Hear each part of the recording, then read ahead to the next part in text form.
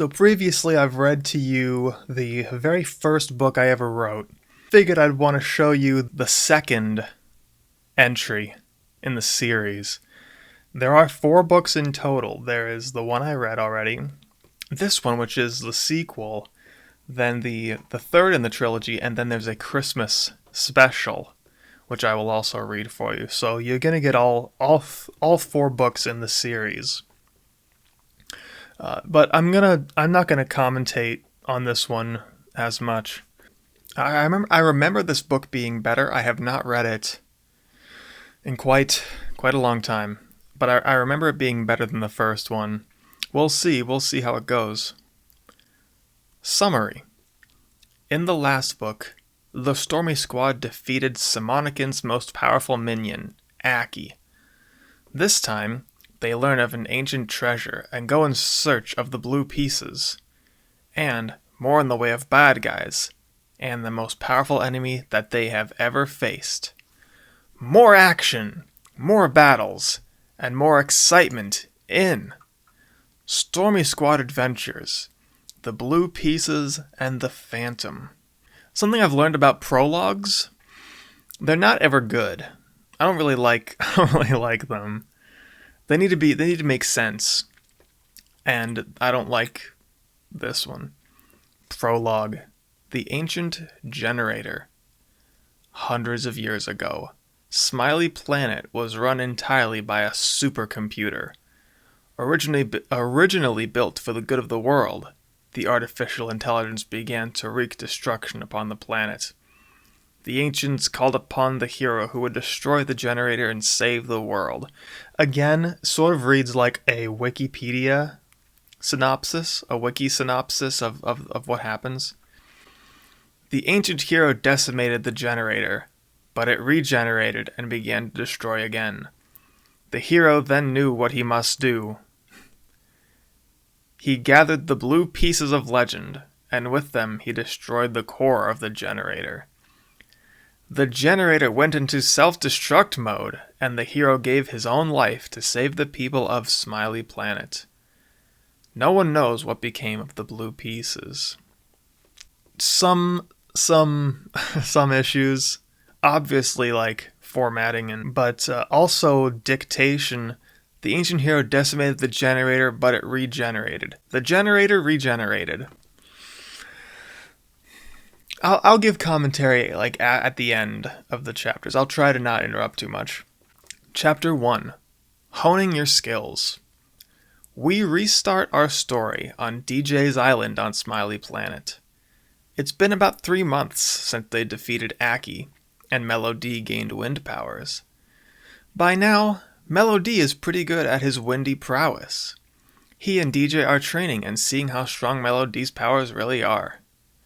Mellow D uses 2 hands and blasts DJ. DJ uses his ice and using 1 hand. The 2 powers are making a weird energy. DJ gets bored and increases the energy of the ice. Mellow D is frozen. DJ melts him and tells him he did pretty good. Then they go inside DJ's hut. I have to interject. This is just completely taking a huge dump on Mellow D. We're establishing out the gate. Mellow D sucks. DJ is powerful. Mellow D sucks. That's really all this is for.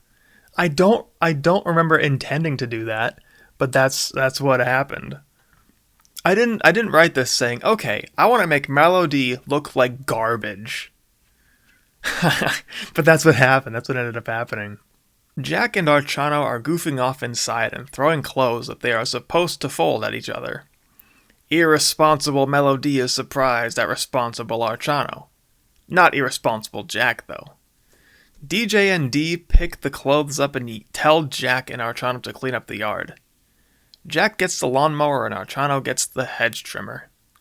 They look at each other and switch gardening tools. Archano's running around mowing so fast you can't even see him, while Jack's making figures out of the hedges. Meanwhile, Mellow D and DJ are folding the laundry, washing the dishes, and vacuuming. Strangely enough, I did not know Archano was so fast that he's not even visible to the human eye. That's something I was actually unaware of. That's a power that never shows up again. Archano's never intended to be that fast. So, when you're writing, you sort of lay little Easter eggs out. You say, okay, this is sort of what this character is capable of. This is like Chekhov's gun or whatever. That you say, okay, here's something here. This character can do this. So there's a precedent for him to do it in the future. It doesn't just look like it came out of nowhere. Stuff like that happens in all these books. Chekhov's guns with no payoff. That just, I forget. They all meet in the kitchen and get their harvest tools. For the wheat, peanuts and berries, of course. They harvest enough to make a loaf of bread, 3 cups of peanut butter, and 2.5 cups of jam. Or jelly. I can't tell the difference. They make their sandwiches and eat. The narrator does not know. I don't know if that's me saying I don't know, or the narrator saying he doesn't know. But once again, more detail is given on what they eat for dinner than the character's appearance. Later, DJ and Melody go out for more training. Jack and Archano observe, when Jack says, "Hey, now those two have some kind of energy powers, but not us." "Well," says Archano, "you have a sword, and I'm ultra strong, so it's..." I see your point. DJ overhears them talking and approaches them. "Anyone can have powers like mine, Jack." "But you always make it seem like you specially earned them," says Jack. "Well, I did. I honed my senses and unlocked my potential." Jack is excited because he knows he can do it. He runs to his room and starts to unlock his potential.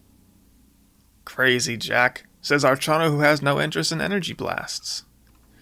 So first off, why would Archano not be interested in energy blasts? Jack simply hears that you can unlock your potential, and he just decides he's going to do it. But wait until you see what happens. Chapter 2, Super Jack. Jack needs the utmost concentration to hone his senses. It will take a while, but it's worth it for him. Meanwhile, the others are listening to DJ's stories of ultimate power that Vani told him. It is said that one who possesses all the blue pieces shall have the strongest of powers that can cut darkness itself.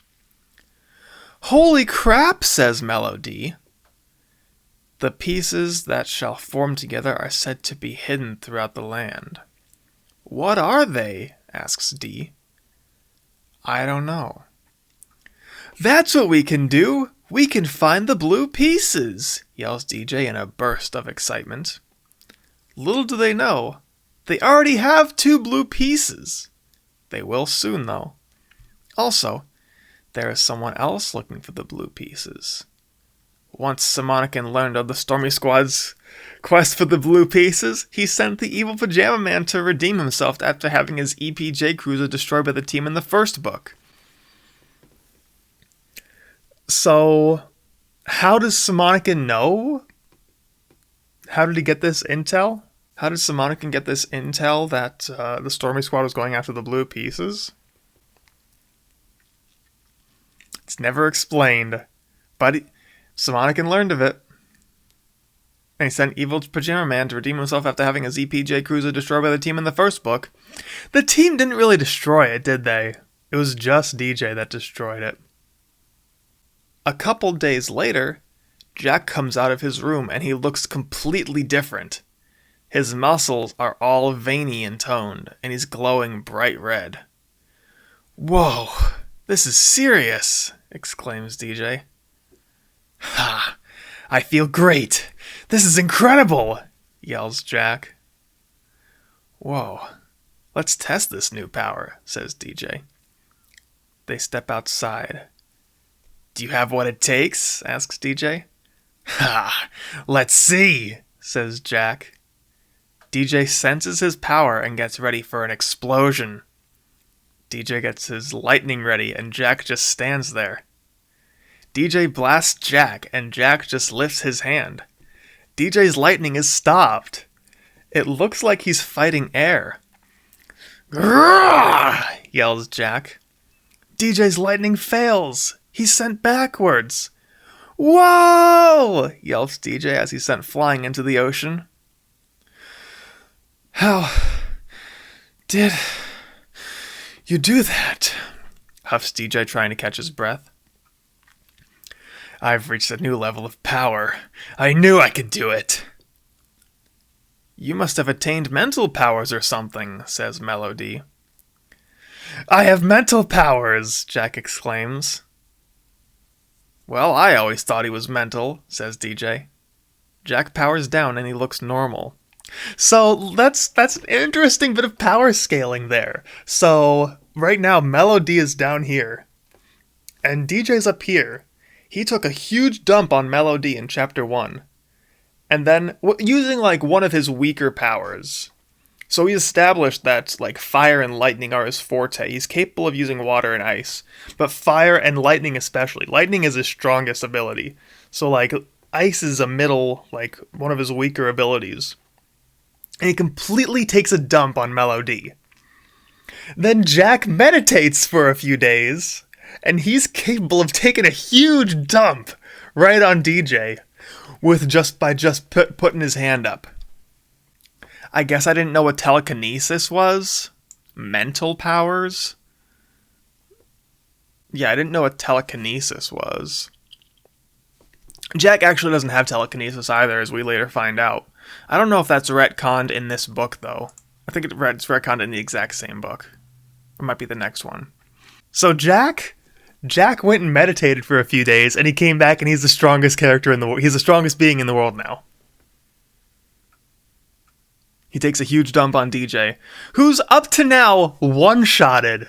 He's casually one-shotted every single opponent. And Jack just took a huge dump on him. Could you tell I like Dragon Ball Z? Could you tell I like Dragon Ball Z by the how things are scaled here? They tell Jack of the blue pieces, and he wants to see Vonnie to get the story straight, because DJ probably screwed it up. That's actually kind of funny. So they plan a trip to Valente Town. They pack up and get set for their adventure. With Jack's new abilities, and being stronger than DJ, he's power hungry and ready to look for the blue pieces. So the narrator just says it straight out. Like, if you didn't get that, if you didn't understand what was going on, he's the strongest character in canon now. Because he meditated for 3 days. Chapter 3. Pirates.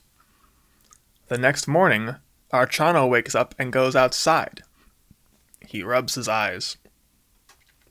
What the heck?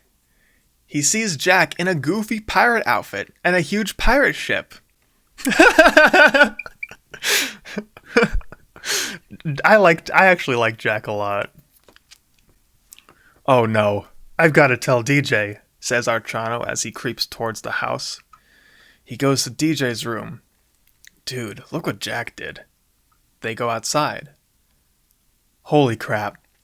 Jack jumps down from the ship talking in a ridiculous accent.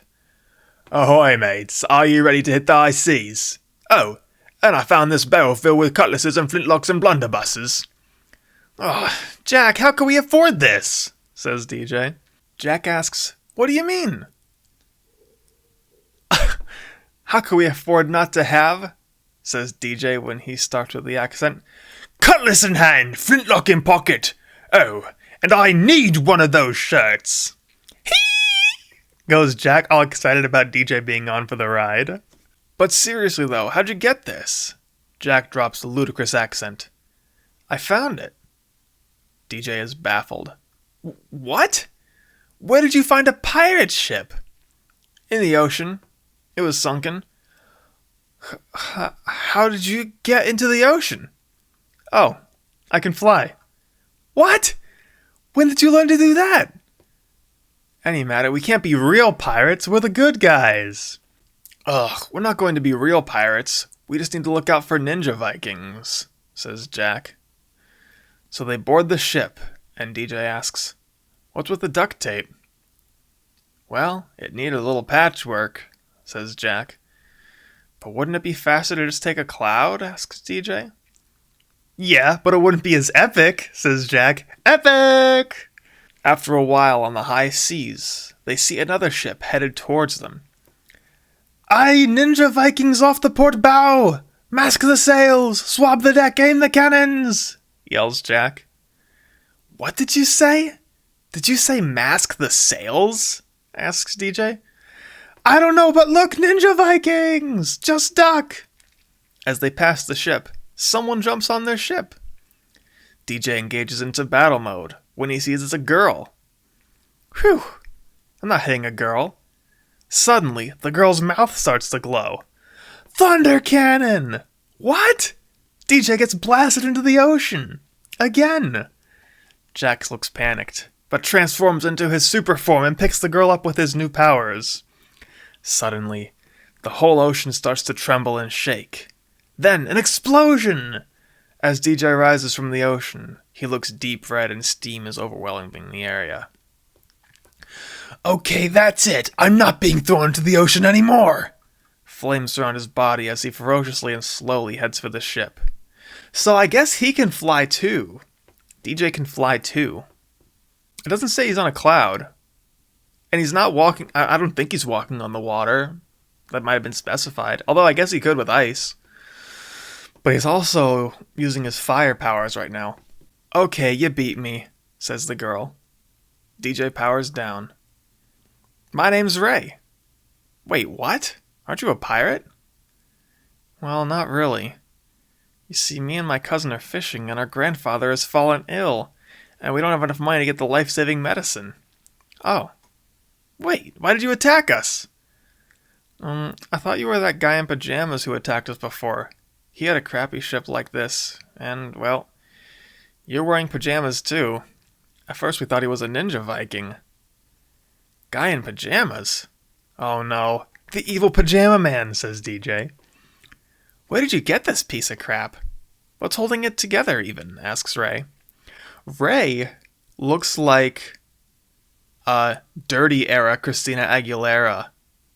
Do I need to look it up? Yeah. Well, you all know what Christina Aguilera looks like. Right?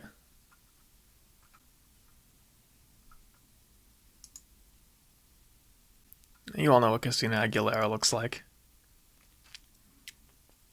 Except, like, more dressed like a sailor, I guess. What's holding it together even, asks Ray. Jack shamefully looks away.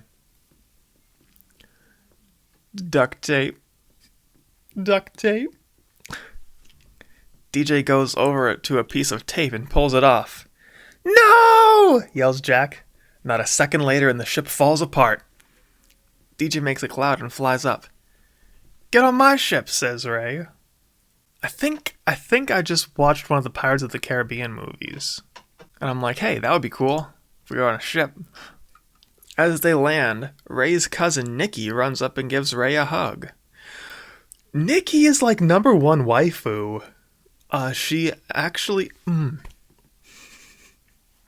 I gotta give you some story about Nikki. So, like, Ray looks like Christina Aguilera, and, like, her motif is blue. Nikki is much more tan and has, like, a red motif. And I actually liked the Nikki character so much. She was such a waifu that I put her in the next universe as a character, the same universe that I turned Jack into a girl. Nikki made that. And she's one of the most powerful characters in the world in that story. But I'm sorry, I digress. Nikki runs up and gives Ray a hug. Oh, I was so scared. I didn't think you would come back after I saw the ship explode. Ha! Ha! Giggles DJ as he points at Jack. So DJ is just like, Jack worked all night. He raised the ship out of the ocean with his telekinesis and then meticulously put it together. And now DJ's laughing. You're laughing because he destroyed the ship. I'm digressing again. Who are you guys? Asks Nikki. I'm DJ.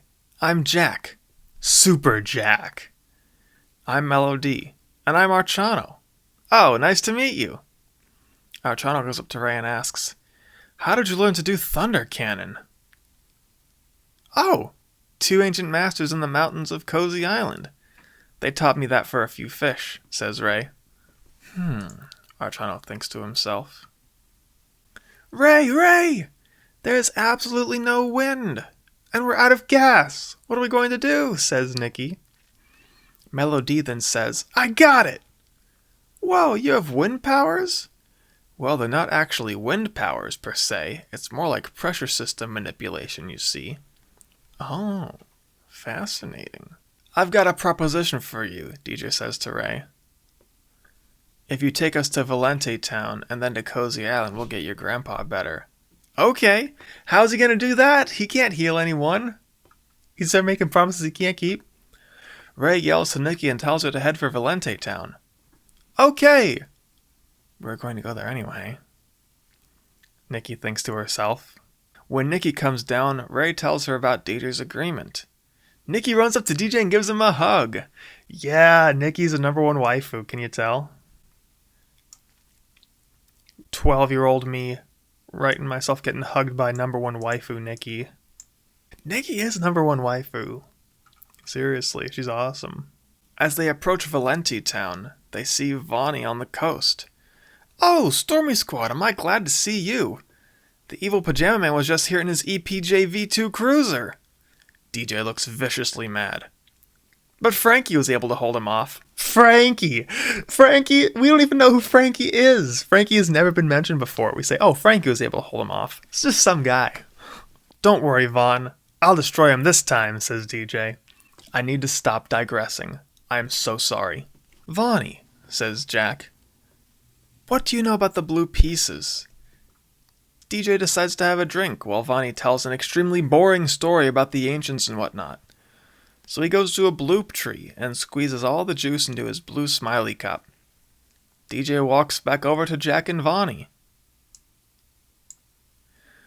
"Oh my gosh, that is one of the blue pieces." "What? Me?" "That cup, I've never seen one with my own eyes. The blue pieces do exist. A drawing of that glass was in one of Scully's books. I forgot about Scully. Scully is the second smartest person in the world, next to Johnny. Scully is a scholar, can you tell? What else can you be if that's your name, right? Well, that saves us time. Vonnie, do you know where the others are?" So I can only really guess. I'm sorry for digressing again, but I can only really guess who's talking here. I'm guessing Jack says, "Oh, that saves us time." And DJ says, "Vonnie, do you know where the others are?" Based on the tone? But I don't know, because I didn't denote who was talking. "Well, it is said that one is on Cozy Island, and one on Mybin Island." "What about the other? Where's the last one?" "I really don't know. All I know is that the last one is the key to the ultimate power. That is called the critical piece. No one knows where this piece is. It could be the one on Cozy Island or Mybin. I have no idea, really." "One more thing," says Archano. "What do you know about the Ancient Masters?" "The Ancient Masters? Well, they are said to have honed their skills to the fullest extent."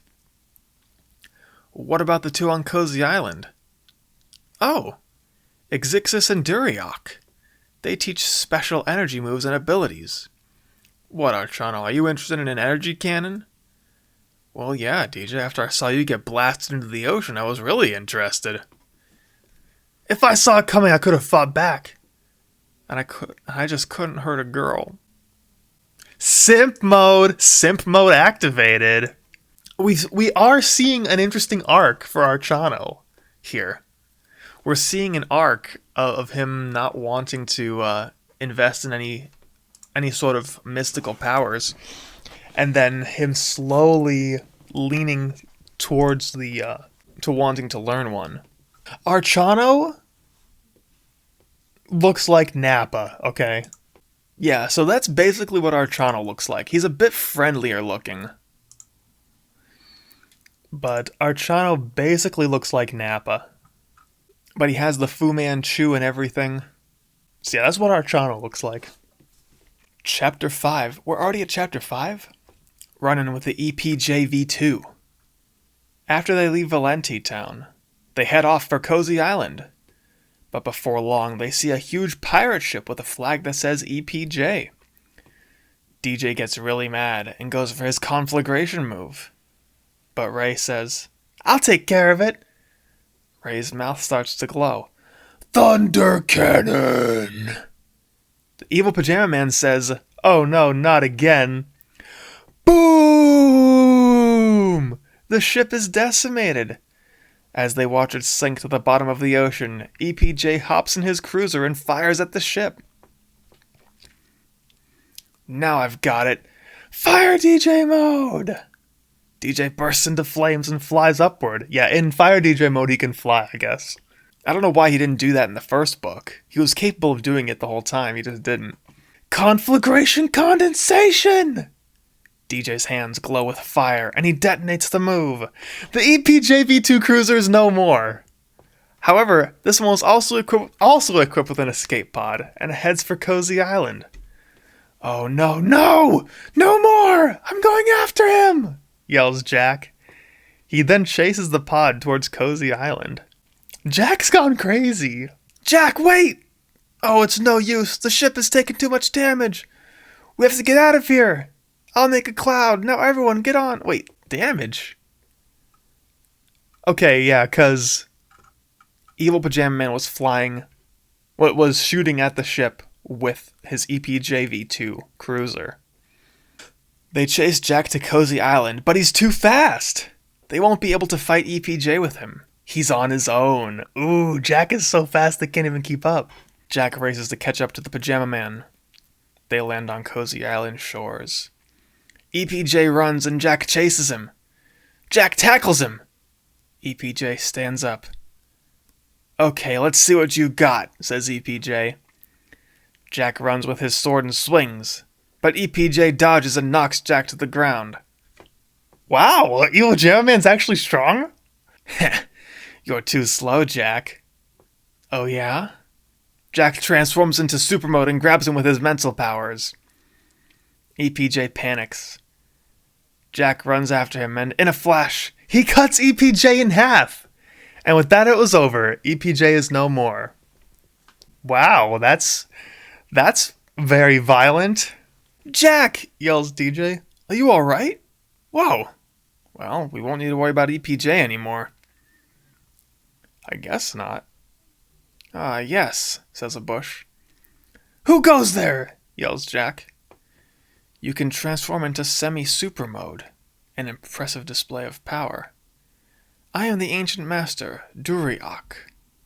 Out from the bushes comes a little old man. "Come to my hut.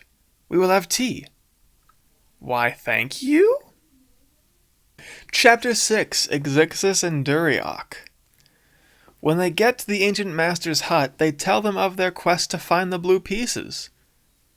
"Ah, yes, I believe you should start on Mybin Island. I think the critical piece is there," says the wise old Duriak. "Ah, the critical piece. The others are worthless unless this one is found," says his brother Exixus. "Master Exixus, Master Duriak, will you teach me to use energy blasts?" Says Archano.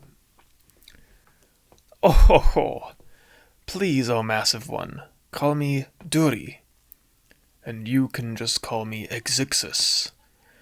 But I must warn you, Archano, with great power comes great abuse of power. You must pass a test to see if you are capable of maintaining such a power." "Oh, but the others must go to Mybin Island whilst we train you."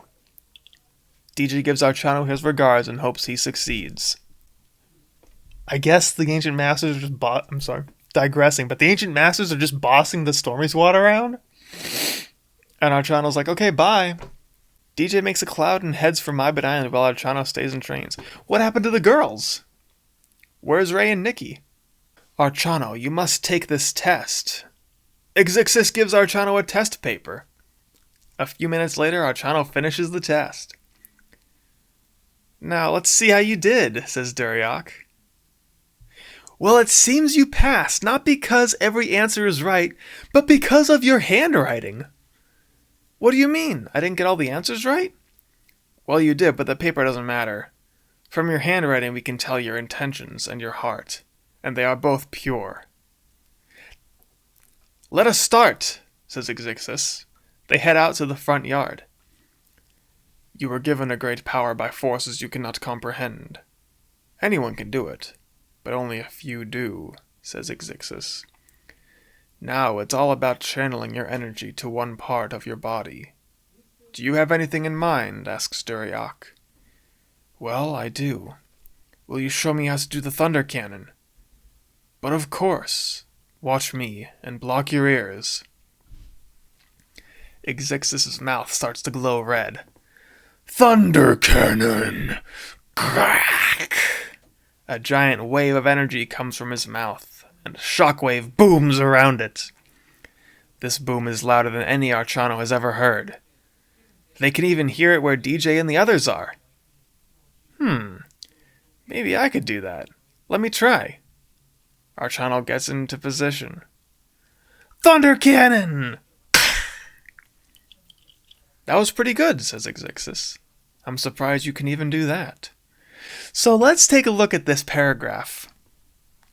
I actually like this. This is something I actually like. They give him a test, and the test is irrelevant because they're just using it as a pretense to look at his handwriting. And by his handwriting, the ancient masters can tell his intentions based on his handwriting. So that's like mystical and cool, I think. Also, Archano can just shoot energy beams from his mouth by watching someone do it a couple times. It wasn't even told how to, he just did it. So that's epic. Meanwhile, DJ is headed towards the Magic Fruit Island. Hey, where are we going? Asks Ray. Okay, so I think I owe you this. DJ lands on the Magic Fruit Island and picks a strange-looking fruit that looks like a watermelon, but is shaped like an orange. Have your grandfather eat the whole thing, even the rind. For more instant results, put it in a blender with some salt. It works. DJ makes a cloud. Get on. Believe where you want to go. She has no idea what he said, but she gets on and flies home with her cousin. Bye, girls. Get the girls out of here. This is boys' night now. Now let's go to Mybin Island. They hop on the cloud and head towards Mybin. Wait, yelps Jack. Go back. Why? I'm hungry. Ugh. They go back and Jack gets some more rear, or the fruit of hundreds. This fruit has 100 of everything. 100 grams of fat, carb, sugar, protein, etc. It's said to be the key to health if eaten once a week. That's actually not good if it has 100 grams of everything. I'm sorry, I'm digressing again. But 100 grams of everything? There's certain stuff that like 1 gram is an overdose. I'm not sure 100 grams of everything is, but Jack just eats the more rare. It's said to be the key to health if eaten once a week. Not too often though, because painful constipation or diarrhea is common for untrained stomachs. Get us a couple too, yells Melody. Okay, then they head off. Melody wants a couple of them. Wowee. Chapter 7. The Critical Piece. They land on Mybin docks. Where do you think we should go first? They start searching all over and over until it gets dark. Huff, huff. What in the world? Where could it be? Don't we do this every time we're here? Says DJ while falling to the ground. Actually, no. Last time I was on Cozy Island, says Melody. I was about to say, this is a bit of a familiar scene, is it not? Just then, Jack pulls out his sword, looks at DJ, then DJ looks at him. What? Jack dashes off into the distance. DJ and Melody are confused, but chase after him. But he's too fast. He gets there before them. Jack stops at the dilapidated temple on the far side of the island. Jack, what are you doing? I found the critical piece. I found the critical piece. What did he say? They follow Jack into the temple. They see him in front of the pedestal where they found Janzi. Hey, come see this. He reads the plaque. This sword was forged from Jan's. He wipes off some grime. He wipes some grime off the rest. And is infused with the power to defeat evil. This is the critical piece. I was wondering why it was blue, since Jan's is gray, says DJ, happy that they found another blue piece. Melody ponders. Who built this place? All of a sudden, they hear someone yell, "Hoy!" They look outside and they see Ray and Nikki on another ship with Vonnie. What in the world? Thinks DJ. Vonnie wanted to see you, and I want to repay you for your help. Grandpa's better. Wait, you already repaid us. You took us to... I know, but I want to join you on your journey. Well... Oh, please, I really want to help. Fine, but don't get in the way too much. Yay! She goes and gives him a hug. Man, you guys are awfully affectionate. Oh, what a Chad. DJ is such a Chad. He's being hugged by, like, Christina Aguilera. And he's like, alright, this is a little too much. What a Chad, dude. He's like, okay, that's enough. Melody, yells Vonnie. I'm over here. You've got to see this. He walks into the temple. Oh, I can't believe it, says Vonnie. Me neither. You think what I'm thinking? Asks Melody. Yes, I do believe we should get the others. They round everyone up. Guys, I think I know who built this place, says Melody. Yes, it has to be true, says Vonnie. Wait a minute. What's this? Melody says as he walks to another pedestal.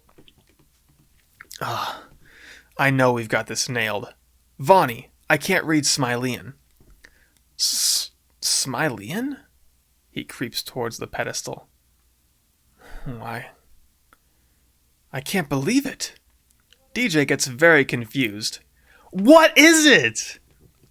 Remember the story I told you about the ancient hero? Yes? Well, according to this tablet, the hero...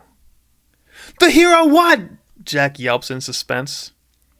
The hero survived the blast. He built this temple for the one remaining blue piece that he was able to keep.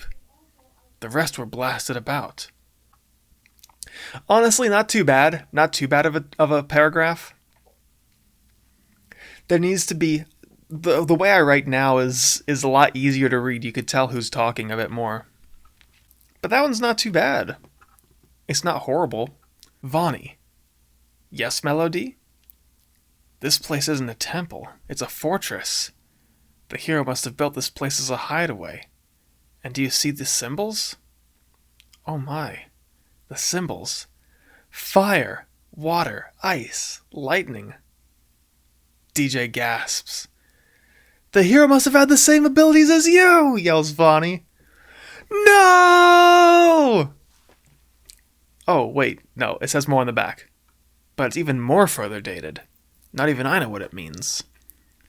All I can make out is the 4 and something with a G. I'll have to take this with me to Scully. He should know these.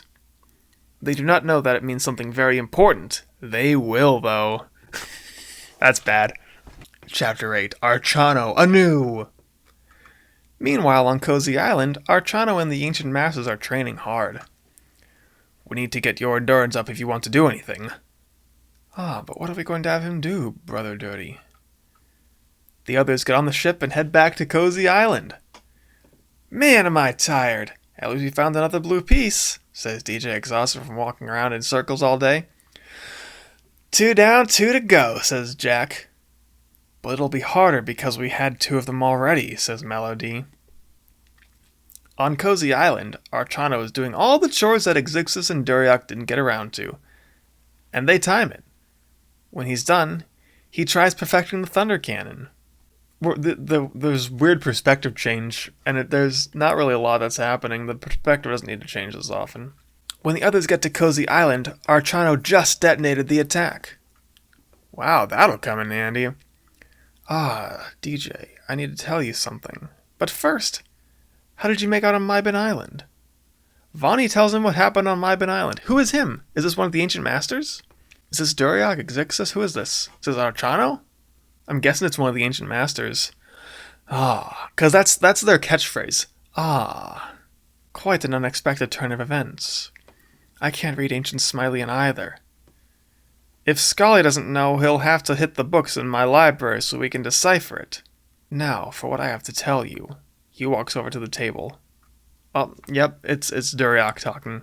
Wait, it was right here. Exixus! Where are the blue pieces? Wait, did you say pieces? As in plural? As in more than one? As in the last two that we need? Ah, yes. I believe I found the other two blue pieces. But for crying out loud, where did they go? Oh, it was probably that sneaky android that lives up the hill. Sneaky android? Asks DJ. Yes, he's android model number A3HANDL3R. Or Axe Handler, says Exixus. Huh. I'll deal with him, says DJ. Ah, but watch out. He has the handler's hand. Watch out, he has the handler's hand, says Dury. Handler's hand in an android? Asks Jack. Ah, the ability to pull things out of thin air. Be careful, says Exixus. We'll learn more about Handler's Hand later on. It's not very pleasant to read. Said Jack, said Exixus, said DJ, said Vani, said Melody, said Archano. That's a bit exhausting to read. But it needs to be there more than it is. Battle 2, Axe Handler / Super DJ. Remember the guy from the first book when they went to Cozy Island? Right, this is the scene that I was saying that got edited out. So this is information that wasn't in the version of the book that I read for you. Remember the guy from the first book when they went to Cozy Island? The one with the obscene hat watering his garden? Turns out he's the Axe Handler. Kind of a dumb denotation. Axe Handler's not a bad name. It's not the worst. Axe Handler's not the worst name. DJ is ecstatic that the last blue pieces are right across the field. As he leads the group, everyone, to the big mountain, they see the Axe Handler freaking out up in his house. He jumps down from the mountain. Okay, you. It's about time I get rid of you. Pfft, that's a dumb thing to say. Wait, I remember you. Oh my gosh, you're that guy with the perverse hat! I remember. Something like, sometimes it comes out or something, says DJ. It's sometimes you gotta fart. The Axe Handler handles an axe and throws it at DJ, and he merely swats it away. Uh-oh, says Axe. He handles a giant chainsaw and whips it at them. DJ electrocutes the chainsaw and it turns to dust. Axe Handler throws an axe at unaware Jack and it hits him dead center in the chest. DJ is infuriated.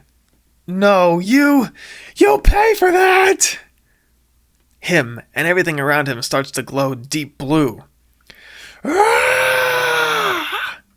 Blue flames are surrounding him. Then Axe Handler starts running away. DJ blasts all of his energy at Axe, and it disintegrates him. Because of the sudden high, then low of energy, he passes out. Oh my gosh, yells Nikki. That was cool! He's still unconscious, though. Jack gets up. Whoa, what was that? Ow! Jack brushes off the scrape from the axe. So Jack tanked a hit to the chest with an axe, fell down. DJ assumed he was dead and went Super Saiyan. That's what just happened. Chapter 9, The True Colors. This, before I start, this true colors concept is not necessarily a bad idea. If it's pulled off correctly, if it were to be pulled off correctly, it's actually not that bad of an idea. And it's sort of like, that's something that my writings now are lacking. There's that ability to like self-insert yourself, like say Avatar The Last Airbender, where people are like, I would be a firebender. Take the personality test. Oh, my personality is a waterbender. I would be an airbender, right? Or Harry Potter, they say, oh, I'm a Hufflepuff. I'm a Slytherin. I'm a Ravenclaw, right? That's something that my writings now lack. They don't have any of that self-insert ability. Even something that, really inspired me, something like Game of Thrones, has stuff like that. Like, oh, I would be a Stark. I would be a Targaryen, right? Which royal house are you in Game of Thrones? There's not really anything like that in my writings. That's something that it's lacking. So this has the potential to be something like that, from what I remember of it. So let's read it and see how it goes. When DJ fully regains consciousness, he gets a call on his superphone from Johnny. Hey, I just made a downloadable update for your phone. It can now become a digital synchronizer. So once again, we don't know the limitations. I'm sorry, I will not digress. I won't. Great. What's it do? It comes with a manual. Everything's in there. Just press download menu. Okay, bye. Bye! He presses download menu. Great. 3.5 hours. This running gag's actually kind of funny that he keeps not... It's never relevant to the plot. If it was, this would be a funny running gag, that his phone is constantly updating and he can never use it. That would be a pretty funny bit. They go back to the ancient master's hut. Ah. He has gone into the super stage. But Exixis, it looks way different than when I went to super mode. Ah, Jack, there is something I need to tell you. What's that, Dury? You were only halfway into the super mode. I did say semi-super when I saw you. What? No! He bursts into deep red flames. Ah, there it is. What? He goes back to normal. The super form. That's it. Well. Wait. Why is he blue and I'm red? Ah, Jack. The color of your aura is based on your true colors. The colors of yourself. Each color has a meaning, or at least it's supposed to. But that's how the true colors work. Jack goes to pick DJ up with his mental. But all of a sudden, a cube appears around him. Whoa! Yells Jack. Ah, spirit cube. That's probably what was there the whole time. It was just so weak it was faint and you couldn't see it. But when you went into super form, its true powers were unleashed, says Dury. Spirit cube, eh? I like it. So he doesn't have telekinesis. The only way I can describe this is like... So it's like a force field, but it's like a tesseract, where it's like a cube that's floating inside of a cube, and Jack can grab things inside this cube and then move that like telekinesis, but he grabs it with the cube, and it's like a force field too. He could put the cube around himself. I don't know if he ever does. But actually, the Spirit Cube's not a bad... I'm actually a fan of Spirit Cube. It's actually a little cool. When DJ gets his energy back, they tell him of the true colors. Huh. Blue's one of my favorites. We should get going, shouldn't we? Yes, we should. Wait, says Nikki. Can we come with you? Archano, there's nothing dangerous in your castle, is there? No. So they hop on a cloud and fly to Archano's fortress. This is a bad paragraph. You don't know who's talking. We've already established that the girls can come along. So Nikki's asking again if they can come. It shows up later, but I don't know if you noticed. They completely forgot about the blue pieces. They just forgot. Danny kind of forgot about the Iron Fleet, and the Stormy Squad kind of forgot about the blue pieces. Chapter 10. Possessed Castle. They land on Ablin Island shores. "Why's your castle so far away?" asks DJ. Archano doesn't say. So they head out for the castle. Still going, walking. "You know what? I'm going to make another cloud. I'm getting sick of walking," says DJ. When they finally get to the door, they hear some eerie noises. They frantically unlock the door and step into the grand central of the castle. "What was that?" asks DJ. They run into the kitchen for some dinner because they haven't eaten in a while. They hear some eerie noises. That's my attempt at horror. Really, it doesn't paint the picture of what exactly is going on. But I'm pretty sure it's intended to be somewhat comedic as they're fumbling with the keys to get inside the castle. Because these characters who are already the strongest characters in the entire world, they're getting even stronger. And they're scared of a noise. After some snacks and fresh tea, they decide which rooms they'll stay in. DJ obviously opts for the green room. Nikki goes to the red room. Ray the blue room. Melody the orange room. Jack the yellow room, and Archano goes in his own room. A bit of lore. I don't want it to take too long, but a bit of lore is these rooms are inspired by my grandmother's stories that she would tell when I was very young. I would go over, stay at her house for the weekend, and to put me to sleep, she would tell me these Yash and Stosh stories.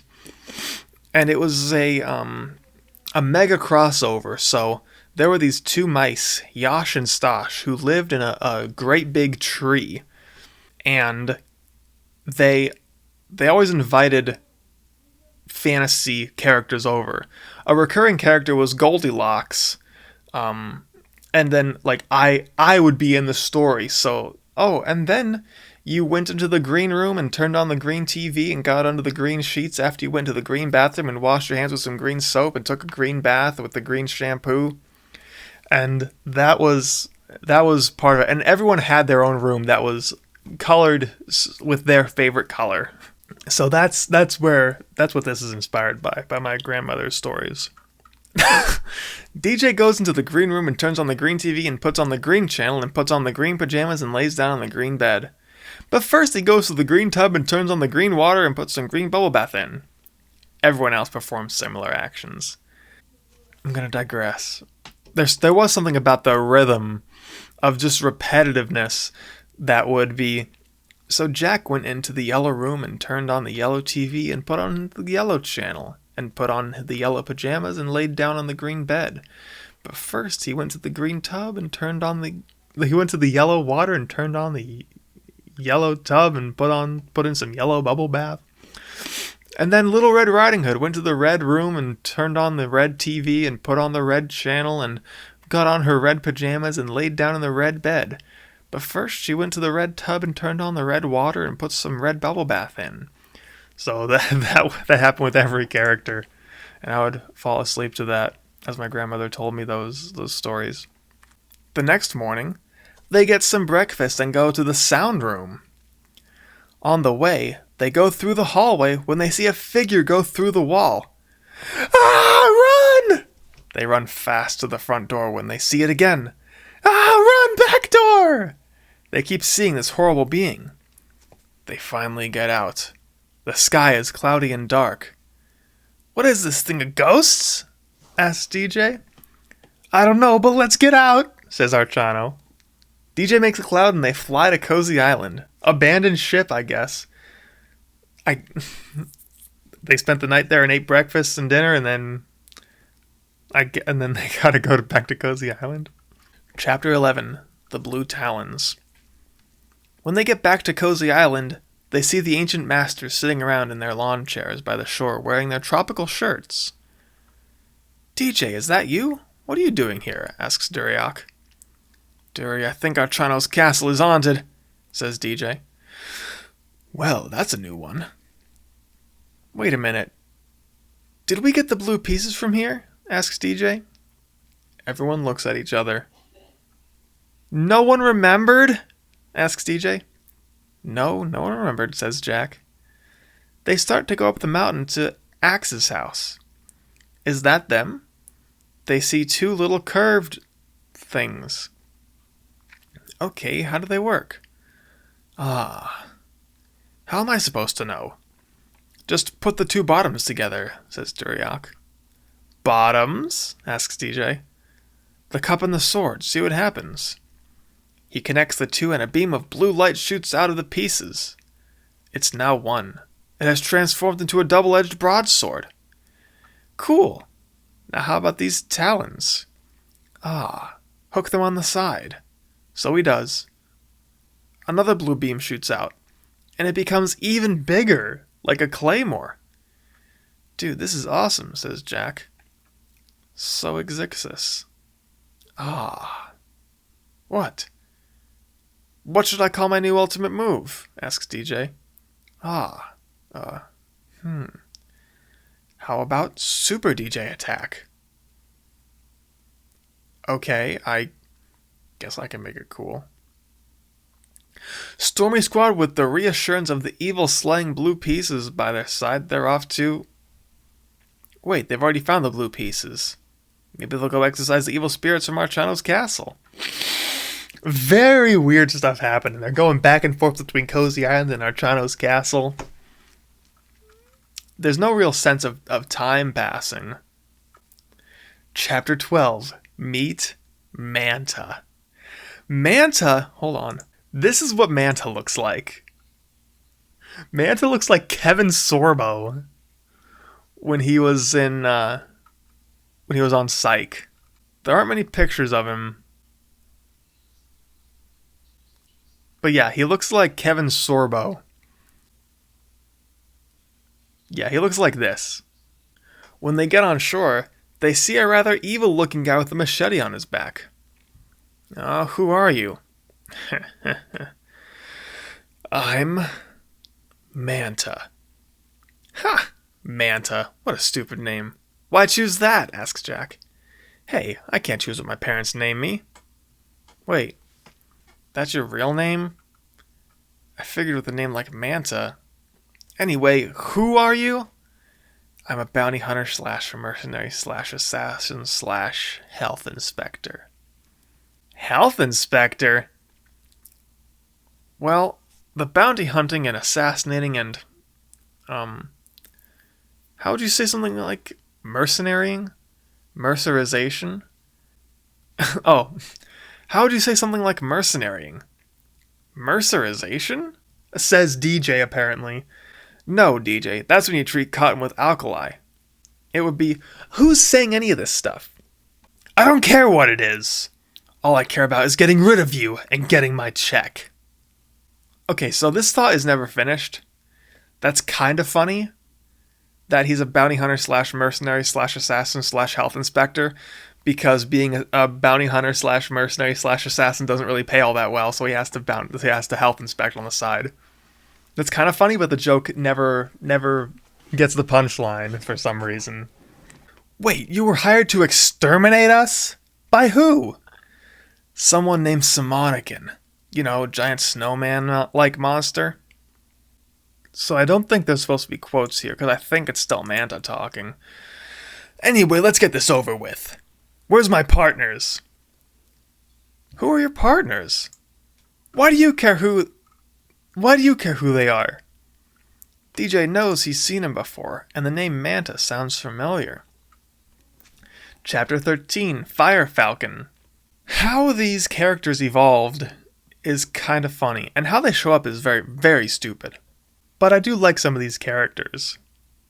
I actually wrote an entire movie script. Well, I don't think I finished it. But I wrote like an entire script for Fire Falcon. I wrote a movie about Fire Falcon and his fire faction, his own squad. A helicopter flies overhead and out comes a goofy looking guy frantically waving his arms. All of a sudden, he falls face flat on the ground. Oh. Fire Falcon, what are you doing? Where's Bodo? He's back at the thing. What? Thing? Yeah, the HQ.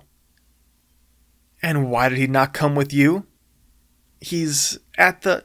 I know where he's at! Why is he not here? He's at... Why do I bother? And to think I could have gone solo. Playing video games. Fal, why do you pause every syllable? Interesting fact. Bodo? This character Bodo, I don't know if he actually shows up. But Bodo is the real name of the Aquilonian Game Master. Bodo is his real name. So the Aquilonian Game Master is actually in these books. The character that I play on A Day in Aquilo is in these books. So the Aquilonian Game Master named Bodo is playing video games. So he never shows up. He's never called Bodo in A Day in Aquilo. But that's his name. If you didn't know that. I don't know if you care, but that's a bit of lore as well. Some Day in Aquilo lore. He showed up in the source material. Fire Falcon stands up. You know, guys, during this whole argument, we could have run away. Fire Falcon, attack! Dude, I'm not a dog. DJ gets mad. You know what? I'm just going to go. Wait, DJ. Their offensive powers are low, but their defensive powers are very high. What does that mean? What are you saying, Jack? They're tougher than they look. They probably have weapons on them. DJ's kind of insufferable. Jack is the cool guy. Jack's the cool guy. But he has issues. DJ's always getting mad. He's always exploding, blowing up, one-shotting people. He's got issues.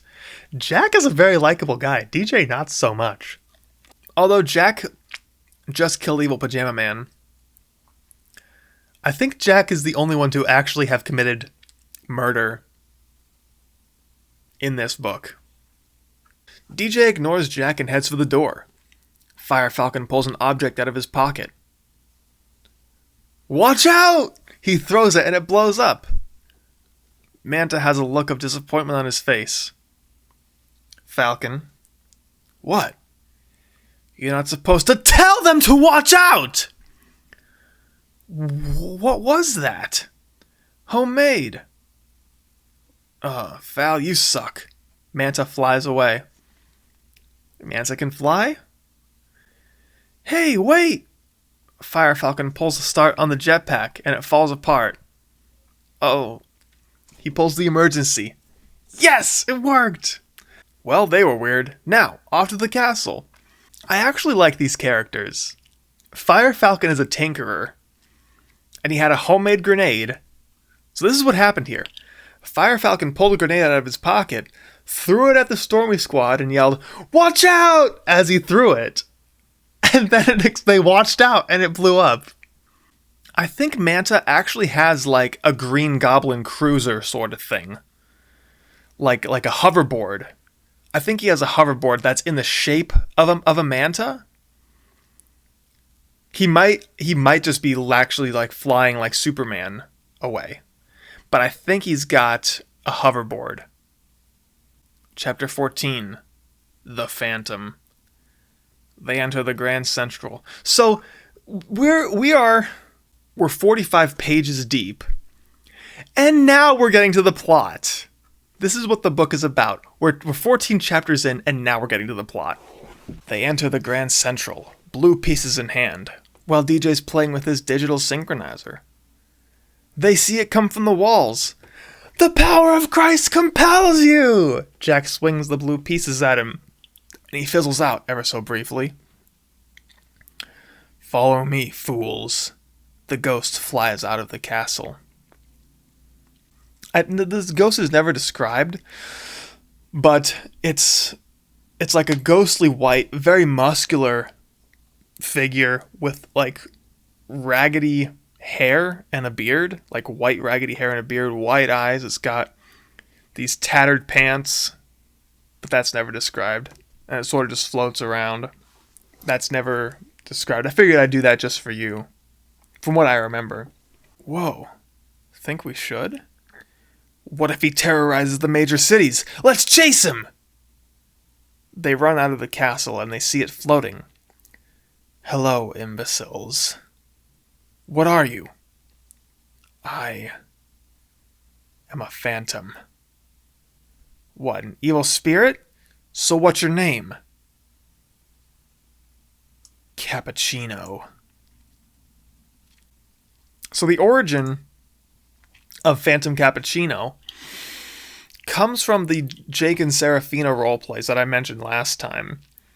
So my youngest sister would play Serafina and she would get captured by Tony Cappuccino. But there was a minion, sort of like an incarnation of Tony Cappuccino called Phantom Frappuccino. I'm not sure entirely how he's related to him. It's sort of like how Ganondorf makes Phantom Ganon, I suppose. Although I think Phantom Frappuccino is actually stronger than Tony Cappuccino was. But I was concerned that once this book got published and got huge, that I would be sued by Starbucks for the name Phantom Frappuccino. So I changed his name to Phantom Cappuccino. Which I guess Cappuccino is not a terrible name.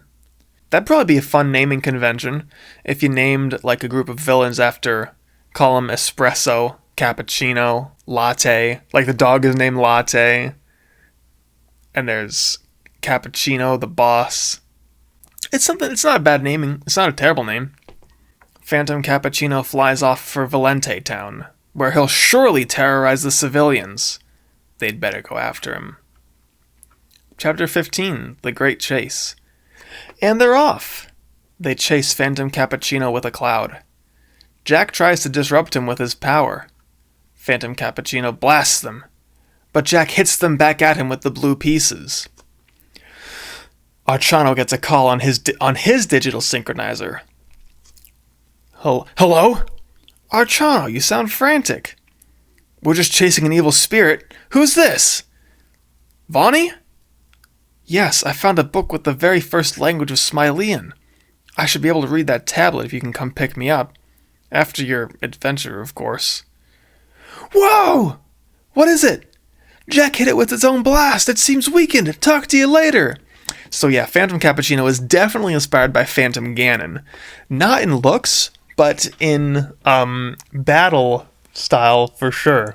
Because they're playing tennis with his blast. If you remember Phantom Ganon from Ocarina of Time and Wind Waker specifically. He was also in Four Swords Adventures, where you did the same sort of thing. You played tennis with his energy balls. Jack leaps into the air and swings the blue pieces right through it. Swish! But it regenerates. Dang it! They chase it into Valente Town, then through Genjine Ruins, some trouble through the Dark Passage, then through the fields, then through the Woody Passage, which leads to the testing grounds, then through the Psychon Path, then across the border into the Danger Zone, where the Jans fields are. They can't get through because there's a barrier there. Great, now what? Let's use the blue pieces. Hi-ya! He swings it through the barrier, but it only makes a small hole and it lasts only about a second. I don't understand. Why does this not work? Ha ha ha. What was that? Cappuccino, you fiend. Looking for this? Huh? Ooh, what's going on? I don't know if you saw, there's some very clever use of language was foreshadowed at the beginning of the book. Phantom Cappuccino is not quite the villain Aki was. Aki really wasn't that much of a villain either. They're just There's no reason to think this Phantom Cappuccino is any more of a threat than anyone else they've faced so far. Chapter 6, The Blue Orb. They turn around and it's EPJ? EPJ? Says the whole team in disbelief. I thought I cut you in half. Let's just say I pulled myself together. Ha ha! Anyway, I think you need... He pulls something from his pocket. This! Is that another blue piece? I thought there were only 4. There is. Those talons only count as 1. All of the sudden, Manta, Fire Falcon, and Bodo fall from the sky. EPJ then flies away.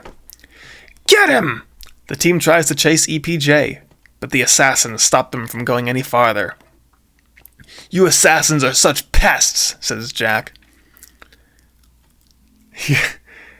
Hey Bodo, says Manta. I already told you, I'm the Aquilonian Game Master. And that is what you will address me as, says Bodo in a ridiculous accent. Digressing, but I actually can't do the accent as well after I got braces. The overbite, the overjet where my teeth stuck out like this, actually aided the accent. I have not played that character since I got braces. It's been 10 years since I've played that character. I already told you, I'm the Aquilonian Game Master. And that is what you will address me as. I can't do the accent now. First, why do you talk like that? I'm from South Aquilo, jeez! Does everyone from South Takudu talk like that? It's a kilo, not tobacco, whatever you said. Whatever, just answer my question. Yes, they do. Ew. Hello, says DJ. The bumbling quadruple threats are too busy arguing to even realize that they are escaping. Those idiots, says Jack as they jump on a cloud. Now, where did EPJ go? Chapter 17, The 4 Generators. Oh yeah, before they can chase EPJ, they need to pick up Vonnie and Scully, take them to My Ben Island. They approach the... Okay. Just whatever we were doing now, forget it. Forget what we're doing now. This is more important. They approach the ruins. Scully goes over and starts to decipher. The 4 generators must be blasted with the water, the fire, the ice, and the lightning. Worthless, says DJ, upset he wasted his time on something that was destroyed hundreds of years ago. No, wait, DJ, says Vonnie. This could be useful, remember it. They have some info just in case. I wonder if that's going to come in handy. Now to go get the last blue piece from EPJ. Wonder where he went. And the assassins, too. Again, we're all over the place. We're all over the place here. Oh, Evil Pajama Man? Evil Pajama Man has the last blue piece. He's in the area. Let's go all the way across the world to My Ben Island. So how things are ordered is very bad. Things need to happen in a way that makes more sense. Chapter 18. Siege! The EPJ Bruiser. This is actually kind of cool. I like how Evil Pajama Man has a number of, ships. His EPJ Cruiser. And now he has one called the EPJ Bruiser. I kind of like that a little bit. They hop on the cloud and head out to find EPJ. They go to where his fort is. I guess they know where his fort is, and they've done nothing about it all these years. They've known where this criminal was, and they've done nothing. They hop off. They head towards the door, when all of a sudden, the door's locked. They try to bust it down, but no good. Hey, says Jack. Huh? Says everyone. Let's try the doorbell! They try the doorbell. No answer. They try again. No answer. Then Archano says, let me use the move I just thought up. Archano goes to the door and he yells, Maximum Headbutt! The door flies open and they run inside. All of a sudden, blasting through the wall comes a huge machine and inside is EPJ.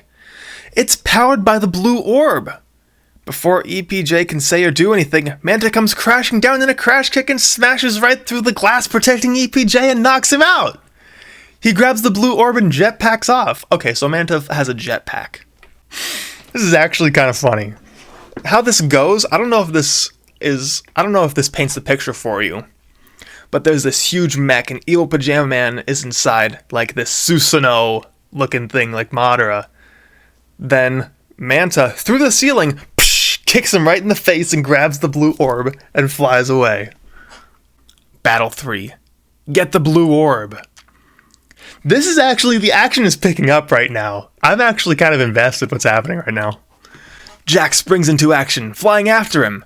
Wham! Spin attack! Pow! Poking jab! Boom! Spin flip kick! They're locked in high action combat, which is actually kind of impressive that Manta is fighting Jack blow for blow, considering at the beginning of the book, Jack became the most powerful being in the world. And then DJ surpassed him, and now Jack. It's assumed that Jack is his equal now. They both have this super form. So it's sort of implied that they're equals. DJ and the others follow soon. Manta hammers Jack into the water. DJ starts blasting fire and lightning and such, but a special force field blocks them. Let's see you block this! Super DJ attack! It goes right through the force field and destroys the jetpack? The blue orb slips out of his hand as he falls. DJ nabs the orb. Jack catches up, soaked. Now, time to get Phantom Cappuccino. Again, very short. Manta is showing some very impressive durability. He just took on what we now know as the strongest attack that's been displayed. This Super DJ attack destroyed the backpack and went through his force field, which I'm guessing was made by Fire Falcon, like some sort of barrier. Destroyed the force field, blew up the jetpack, but Manta tanked it. He wasn't affected at all. And now he's falling from the sky. And spoiler alert, but he shows up in the next book as well. So actually Manta, I like the Manta from these books. Later on, he kinda just becomes, he has like Tien syndrome. He's basically like Tien. He shows up and he's really cool and powerful, but then he sort of is just there later on as the other characters take huge leaps and bounds past him. Chapter 19, Dinner Before Destruction. They absolutely have to go to Magnum Meal World before the final battle. Tradition. Why do they think this is the final battle? And why is it important to go after Phantom Cappuccino right now? We don't know. Anyway, they all get Magnum Meal Bowls with beef, turkey, pork, and chicken. Wow! They eat their savory treats, then go to the field. They put the orb on. That's the sound it made. Jack slashes through the barrier. Crackle, snap, shatter. The barrier is destroyed. This is the finale. Finale. The generator lives. They run towards the Jan's mine. Chuckles the Phantom. Jack goes for it. Slash! Clang! He's giving it his all, but Phantom's too fast. You imbeciles, I'm not real, says the Phantom. He then flies over to some huge thing. This is the real me. Huh? Says everyone at once. This that you see before you is just a hologram. Quite an advanced one at that, says the Phantom. Huh? Says, huh? Jack, thinking quickly, sees the 4 generators that Vonnie was talking about. DJ! Yelps Jack. What? That's the generator from the story, see? The blue generator, the red one, the white one, and the yellow one? Yeah, says DJ. DJ goes to blast the generators, but the Phantom blasts him into a wall. Wait a minute, says Melody. The digital synchronizer. Remember how the Phantom fizzled out when Archano answered his digital synchronizer? Yeah, goes Archano. He quickly whips it out. I actually don't remember that. Did that happen? I thought he fizzled because he got hit with the orb, but maybe he got hit with the orb because the digital synchronizer disrupted him. I don't know. He quickly whips it out. "Rah!" yells the Phantom. DJ dashes over and goes to the generators. The core opens up. "Now, Jack!" yells DJ. "Blue blast attack!" Boom! It explodes in a fiery inferno. Peace once again returns to Smiley Planet. For now. Again, not too much trouble with the final battle. They didn't encounter much trouble. Epilogue. The generator was destroyed completely, never to return. However, the fire of evil can never truly be extinguished. DJ is at Cozy Island, training under the Ancient Masters, while Jack heads back to Earth. Melody is working on the next hit on Smiley Radio, and Archano is extending his endurance. And that's the end. So this one is better than the first one, in my opinion.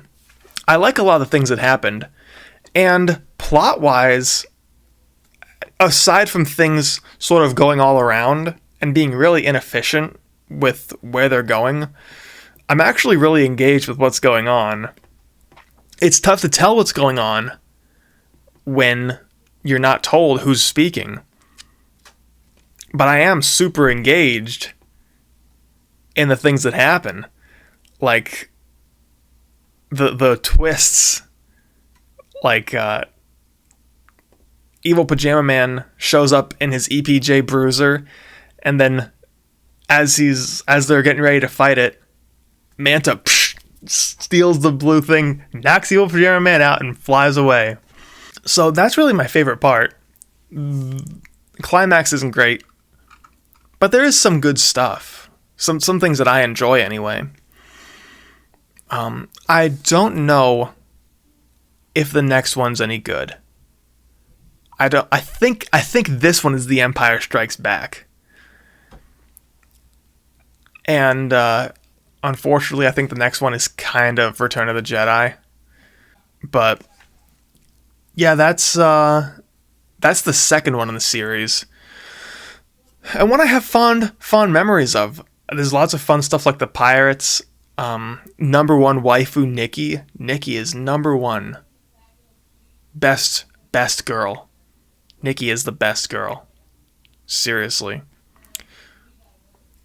But thanks for coming. Thanks for listening. You learned some new lore today, some new TGD lore. If you haven't seen the first one, go watch it. Go watch book 1. If you've already watched whatever, this is probably going to be more than an hour after all's said and done. But go back. There's some other lore videos on my channel that show you a little bit of what's going on. But hope you enjoyed. Hope you come back for the next one, because I think the next one, my writing is slowly getting better as time goes on. This one's better than the first one. I think the next one, I don't know. I don't know if plot-wise it's much better. Writing-wise it might be better. But this one isn't, But I hope to see you. Please subscribe. Go watch some of my videos. Give me some watch time. Give me some likes. Give me some comments. I'll see you around.